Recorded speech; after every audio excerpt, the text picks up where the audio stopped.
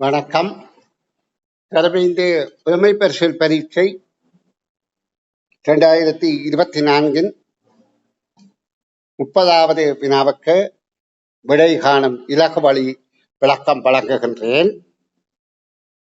பலரும் விடை காணும் விளக்கத்தை தெளிவுபடுத்தி தாருங்கள் என்றதன் பேரில் இதனை நான் இந்த காணொலியில் தருகின்றேன். இதே நேரம் இந்த பரீட்சைத்தாள் 2024 அரச பரீட்சைத்தாள் நடைபெறுவதற்கு முதலே பேப்பர் கசிந்ததாகவும் அதனால் 3 வினாக்களுக்கான அவர்கள் ஊடாக 3 வினாக்கள் பரிமாறப்பட்டிருப்பதாகவும் அந்த 3 வினாக்கள் தவிர்ந்த 37 வினாக்களுக்குத்தான் பரீட்சை விடைத்தாள் திருத்தும் போது புள்ளிகள் வழங்கப்படும் எனவும் தகவல் அறிகின்றோம். இப்ப அதில் என்ன கேள்விக்குறி என்றால் அவர்கள் எப்படியும் கஷ்டமான கேள்வி என்றுதான் அந்த பரீட்சையை அந்த விடைய கசிய விட்டவர்கள் செய்திருப்பார்கள். அப்ப கடினமான வினாக்களை அவர்கள் கசிய விட்டிருந்தால் அது குறைந்தால் 37வது ஓரளவு தகுதியான கேள்வியா இருக்கு. சில வேளை அவைக்கே விட கண்டுபிடிக்க தெரியுமோ அடுத்த கேள்விக்குறி. எது எப்படியோ இந்த மாதிரியான கயமைத்தன்மையை அதாவது கயமைத்தனத்தை நாங்கள் மிகவும் கண்டிக்க வேண்டும். ஏனென்றால் கல்வி என்பது ஒரு தெய்வீகமான செயல். இந்த தெய்வீகமான செயலுக்கு இவ்வகையில கேவலமான செயல்கள் வரவேற்கத்தக்கதல்ல. இந்த கட்டத்தில் நான் உங்களுக்கு ஒரு தகவலையும் தர விரும்புகிறேன். நான் வினாத்தாள் 2க்கு காணொலி வழங்கியிருந்த வினாத்தாள் 2ல் உண்மையில 3 பக்கங்களுக்கு மேலே என்னால் விடையளிப்பதற்கு விருப்பம் வரவில்லை. காரணம் என்னென்றால் அந்த வினாத்தாள் எனக்கு ஒழுங்கான அதாவது எழுத்து தெரியக்கூடிய வினாத்தாள் கிடைக்கவில்லை. சிலருக்கு கிடைத்திருக்கலாம், என்னுடைய கைக்கு கிடைக்கவில்லை. அதனால நான் அதை 3 பக்கத்தோட விடகான்ற விளக்கத்தை நிறுத்தி கொண்டேன். பிறகு ஸ்கீம் எப்படியும் வெளிவந்த பிறகு அதனை தனிய வெளியிட துணிந்திருக்கிறேன். ஆனா நான் வெளியிட்ட வினாத்தாள் 2 முதல் பக்கத்தை ஒரு சேனல் அதை அப்படியே குரலை கொஞ்சம் மாற்றி அப்படியே தங்கள் சேனல்ல போட்டிருக்கிறார்கள். இதனை நானும் அறியவில்லை, நான் பார்க்கவில்லை, எனக்கு இதெல்லாம் தேவையில்லை. அது விஷயம் நான் என்னுடைய வேலையை பார்த்து கொண்டிருக்கிறேன். யாரோ ஒரு பெற்றார் இதனை பார்வையிட்டு என்னுடைய சேனல்ல உள்ளையும் அந்த சேனல்ல உள்ளதையும் கொம்பையா பண்ணி 2ஐயும் அந்த கூகுள் நிறுவனத்துக்கு யூடியூப் சேனல் நிறுவனத்துக்கு தகவல் ரிப்போர்ட் பண்ணி அவர்கள் அதை நிறுத்திவிட்டு அதை நிறுத்துகின்றோம் என தகவல் எனக்கு தந்திருந்தார்கள். அப்பதான் எனக்கு விடியமே தெரிய வந்தது. ஆயினும் அந்த உரிய சேனலுக்குரியவர் அவர் காசு பிசினஸ் நோக்கத்தோட பலத்தையே இப்படி போடுபவர் போல இருக்கு. அவற்றை சேனலை பார்த்தா தெரியுது. நான் அவற்றை பேரை குறிப்பிட விரும்ப இல்லை. அவர் என்ன செய்தார், அவர்கள் இதை நிறுத்த சொன்ன உடனே பேசாம அந்த சவுண்டு எடுத்து போட்டு அதுக்கு மியூசிக்கை போட்டு ஏதோ ஒரு என்ன காரணம் வேண்டாம் அங்கே கலைக்கிறது விளங்க இல்லை. பிறகு சவுண்டு எடுத்துதான் மியூசிக் போட்டிருக்கிறார். அப்ப கேள்வி இல்லை. ஆனா அவர் இந்த வந்த வியூ தனக்கு போயிடும்ன்றதுக்காக அவ்வாறு செய்திருக்கிறார் போல. இதுகளை ஏன் சொல்றேன்னா இப்படியெல்லாம் கேவலமான தனத்துல நாங்கள் ஈடுபடக்கூடாது என்பதை அனைவரும் புரிந்து கொள்ளலாம். இது பற்றிய இந்த கேவலமான செயல் பற்றிய உங்கள் கருத்துக்களை கண்டிப்பாக கொமெண்டில் தெரியப்படுத்துங்கோ. அது மிகுந்த பயனுள்ளதாக இருக்கும் என கூறி நான் இப்ப 30வது வினாவுக்கு விடை காணும் விளக்கம் வழங்குகின்றேன். ஒரு நான்முகியின் 4 முகங்களில் ஒரு முகத்தில் ஓரிலக்கம் வீதம் 1, 2, 3, 4 ஆகிய இலக்கங்கள் எழுதப்பட்டுள்ளன.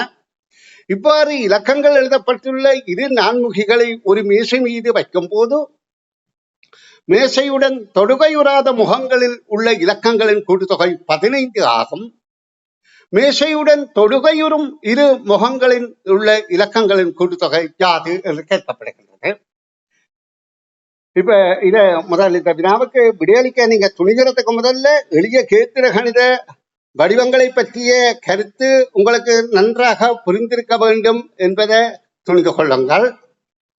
அப்படி புரிந்து கொள்ற விதத்தில தான் இந்த வினாவுக்கு புரிந்து கொண்டால்தான் நாங்க வினாவுக்கு விடையளிக்க முடியும் என்பதையும் கருதி கொண்டோ.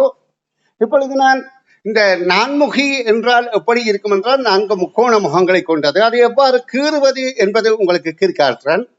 அதாவது நான்முகி இந்த வடிவத்தை கீற வேணுமாயிருந்தால் 2 சாய்கோடு 2 மூலை திசையிலையும் கிரி போட்டு ஒரு கிளைக்கோட கிரி போட்டு இந்த புள்ளிகளை இணைத்து விட்டு அதை மேலே இணைத்து விட்டால் சரியாக நேராக நிற்க வேண்டும்.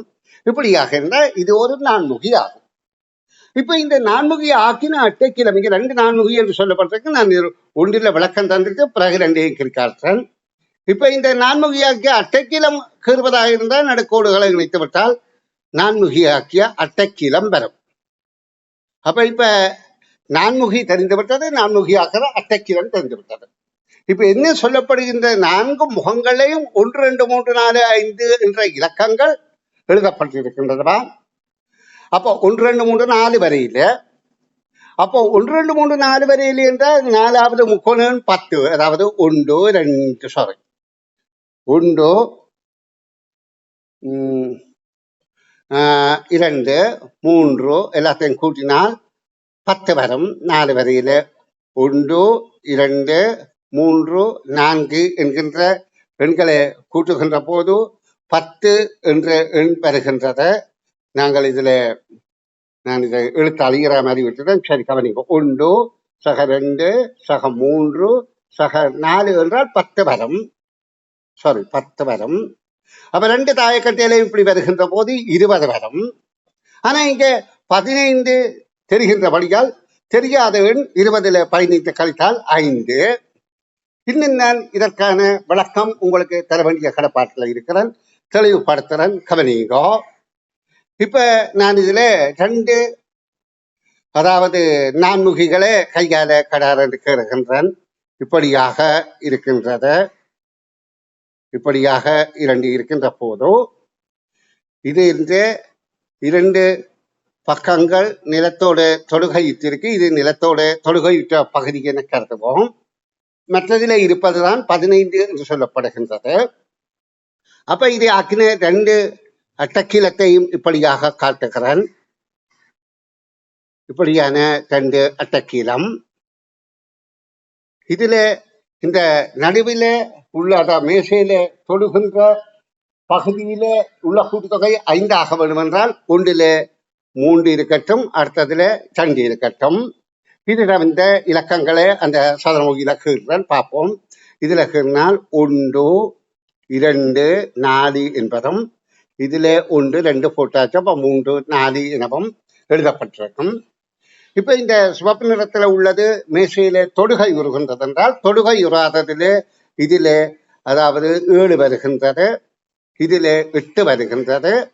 அப்ப மொத்தம் 15 சரி. இப்ப தொடுகை உருகையில இந்த 2ம் வந்து 3 2 5 என்பது கேள்விக்கான விடையாகும்.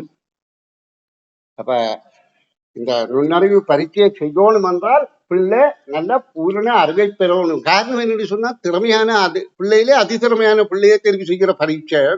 இப்ப பிள்ளைகள் பரபர திறமையாகவும் அறிவு நுட்பமாகவும் வளர்ந்து கொண்டிருக்கிறார்கள். அப்ப இது எங்கட நாட்டுல மட்டுமல்ல, மற்ற நாடுகளிலும் இதே நிலைப்பாடுதான்.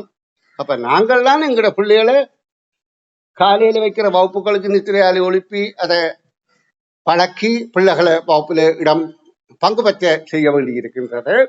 அது கொஞ்சம் முதல் சிரமமாக இருக்கும், காலம் போக போக அது இலகுவாக நல்ல ஒரு முயற்சியாக மாறிவிடும் என கூறி அடுத்த காணொளியில் சந்திக்கின்றேன்.